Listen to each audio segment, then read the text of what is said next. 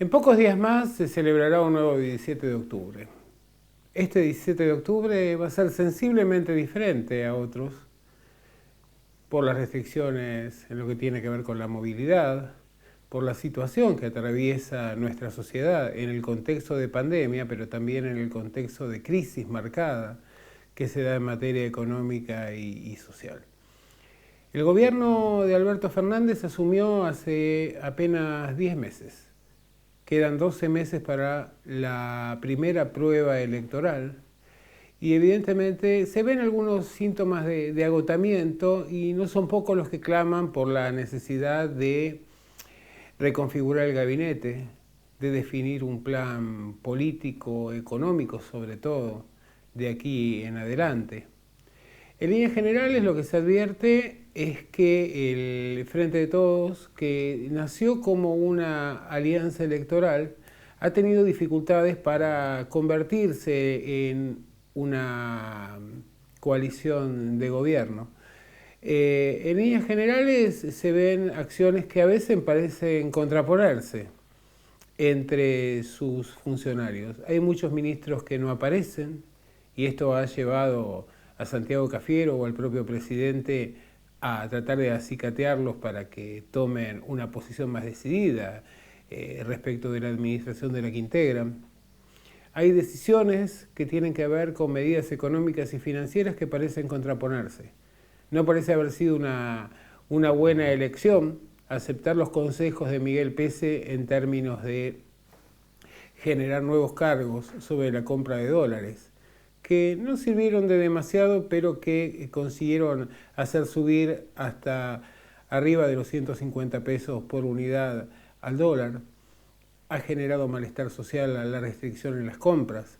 Esta decisión se tomó a sabiendas de que el ministro Martín Guzmán, que venía rodeado de un cierto reconocimiento, de un prestigio dentro al menos de el ámbito del mercado y del propio gobierno por su arreglo de la deuda con los acreedores externos privados, quedara de alguna manera devaluado o ensombrecido a partir de haber sido privilegiado una opinión ajena a la suya en lo que tenía que ver con los cambios en la política de divisas.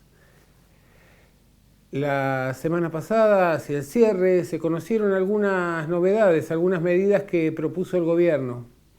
La reducción en las retenciones, tanto en el agro como en la carne, la minería y demás, generaron la sensación de cierta ambigüedad, una especie de gusto a poco.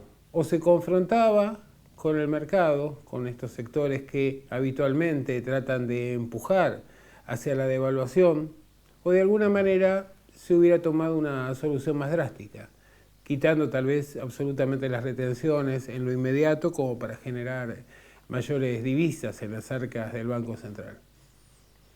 La solución adoptada, por un lado, fue tomada como una expresión de debilidad. En simultáneo, cuando el ministro anticipaba estas medidas, Miguel Pese nuevamente anunció que el ritmo de la devaluación del peso con relación al dólar se iba a ir incrementando en las próximas jornadas. Van a devaluar, nos ofrecen 3 puntos menos en términos de pago de retenciones. Este fue un poco el razonamiento que surge desde los sectores rurales y evidentemente de alguna manera para sus expectativas tiene gusto a poco. La brecha entre el dólar oficial y las distintas opciones financieras o el dólar blue se ha incrementado considerablemente y de este modo, con la sangría constante que las medidas de Pese no consiguieron frenar en términos de las existencias de divisas en las arcas del Banco Central, la situación se vuelve cada vez más compleja. Algunos reclaman cambios inmediatos en el gabinete, otros reclaman un programa, otros reclaman definir una estrategia. En líneas generales, lo que se advierte es que se está operando sobre la coyuntura, pero que de alguna manera estas operaciones concretas no tienen continuidad en una especie de constante recálculo que lleva adelante el gobierno nacional. Advirtiendo esta falta de credibilidad o limitada credibilidad que plantean los mercados y advirtiendo cierto debilitamiento en la figura del presidente Alberto Fernández, que de todas maneras se encuentra bastante alto en las encuestas y bastante por encima de lo que fueron los votos que lo llevaron a la presidencia, es que el Comité Nacional del Partido Justicialista tomó dos decisiones. La primera, la celebración virtual del 17 de octubre. La segunda, el hecho de ofrecerle la presidencia a Alberto Fernández, la presidencia partidaria. Quien lo hizo fue el titular actual, el ex gobernador Gioja, con mandato vencido en el partido.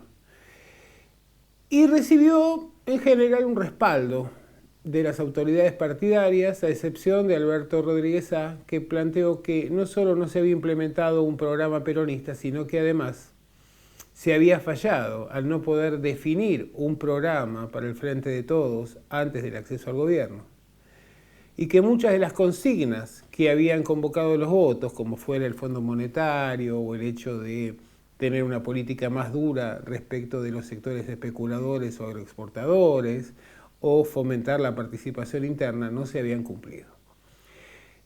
La decisión de las autoridades del PJ tiene que ver con un dilema, que es el hecho de si un partido debe expresar la voluntad de las mayorías o si un partido, como el caso del justicialismo, debe convertirse en sostén de un gobierno que necesita desesperadamente de respaldos. La apertura de un proceso electoral hubiera significado tal vez un momento de debate público, de congreso, de cabildo abierto en el contexto de la sociedad, y hubieran quizá emergido críticas o disidencias respecto tanto del desempeño de las autoridades partidarias como de las autoridades nacionales. Tal vez de la crítica hubieran surgido grandes soluciones, o por lo menos se hubiera visorado un programa de acción. El hecho de clausurar las elecciones o reducirlas a una lista única puede servir como para fortalecer la figura del presidente Alberto Fernández, pero también puede generar diferencias intrínsecas dentro de un partido que hace mucho tiempo que no elige, que no convoca la voluntad popular de sus afiliados o de la sociedad en conjunto para elegir a sus autoridades.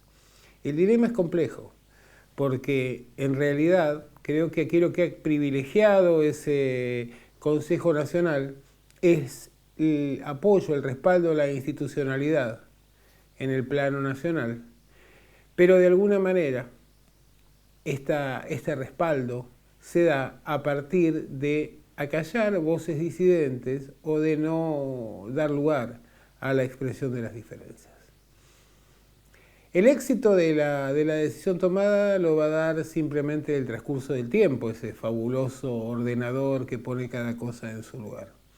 Tal vez esto signifique un recambio en lo que tiene que ver con la gestión de Alberto Fernández, un cambio en el gabinete, una definición más concreta en líneas de sus objetivos, de sus planes, de sus propuestas.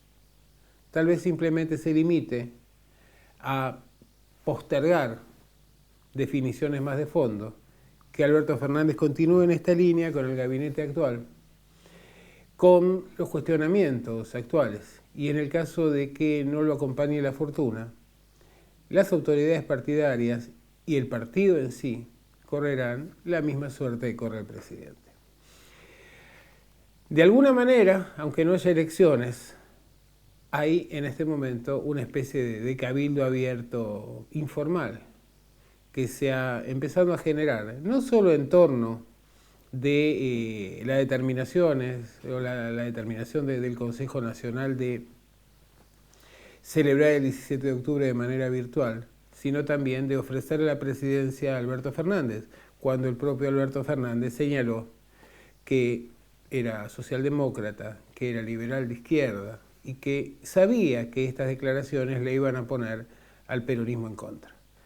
El peronismo por lo menos el Partido Justicialista no se le puso en contra, sino que buscó un acercamiento. ¿Cuáles son los términos en los cuales se propone esta presidencia? ¿Se le dará carta blanca al presidente para actuar o a cambio se le requerirá una mayor participación en los gabinetes, en los espacios institucionales y también en el diálogo, en la discusión sobre las líneas que apuntan a futuro?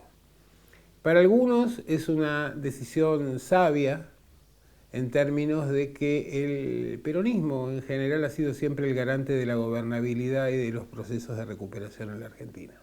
Para otros constituye un error histórico el hecho de no convocar a la voluntad colectiva de los afiliados por el hecho simplemente de que de alguna manera las disidencias se podrían expresar a través de la fractura. Algunos tienen grandes expectativas en la posibilidad de recálculo del gobierno nacional.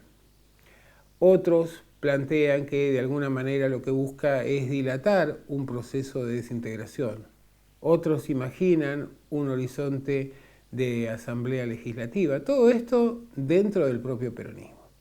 Desde afuera, desde los sectores que componen la oposición más radicalizada, lo que se intenta llevar adelante es fundamentalmente un golpe. No un golpe clásico tal vez, con tanquetas, con uniformes en la calle, un golpe de mercado. Y por esta razón se insiste en que Sergio Massa habría de tomar la jefatura de gabinete, Máximo Kirchner se haría cargo entonces de la Cámara de Diputados y de este modo Cristina en senadores y Máximo en diputados de alguna manera marcarían o tratarían de marcar el pulso de la actividad legislativa de aquí en adelante. En este contexto confuso, cuando faltan aún un año o más de un año para las próximas elecciones parlamentarias de medio término, llega una nueva visita del Fondo Monetario Internacional. ¿Qué va a plantear el fondo?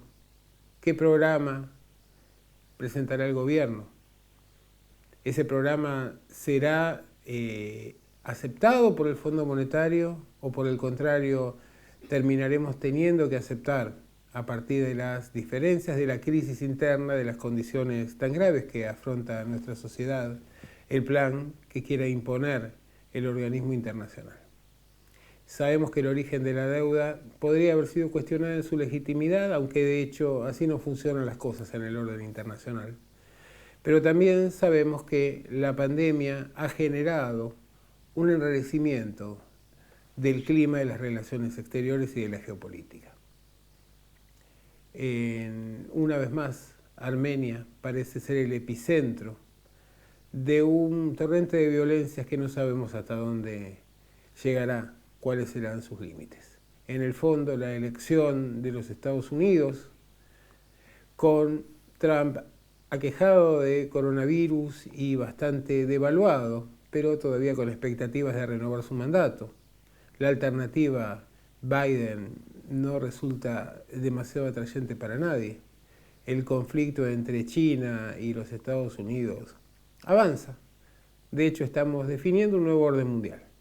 En ese nuevo orden mundial, la Argentina con muy poco, con deudas sociales, con deudas económicas, con inestabilidad a todo nivel, necesita reinventar su futuro. Reinventar su futuro en las condiciones más graves tal vez.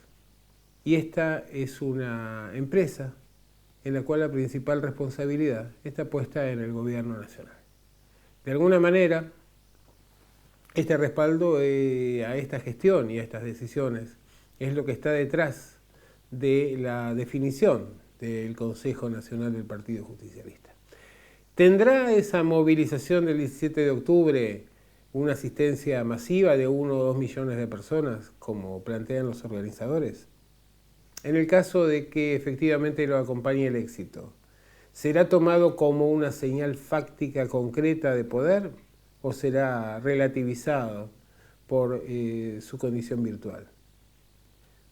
Hay otros sectores del peronismo que plantean movilizarse ese mismo 17 de octubre en calles, plazas, unidades básicas, clubes, centros culturales. ¿Cuál será el impacto que tendrán estas movilizaciones alternativas? De hecho, la ambigüedad, la postergación de las definiciones, es lo que se ha vuelto parte de nuestra realidad. Y así estamos. Y así seguiremos por un bastante tiempo en un país que sigue tratando de encontrar su futuro en transición.